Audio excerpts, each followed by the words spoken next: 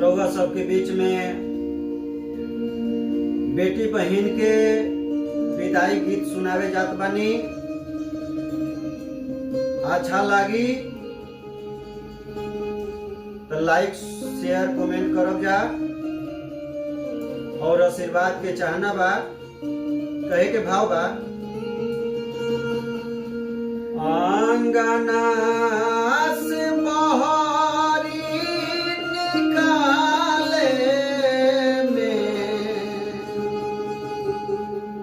तनिको सोचबो ना कइला। आंगना से बहारी निकाले तनिको सोचबो ना कइला।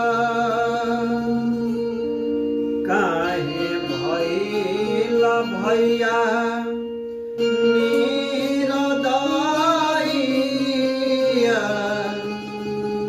तनिको सोचबो ना कइला। आंगना से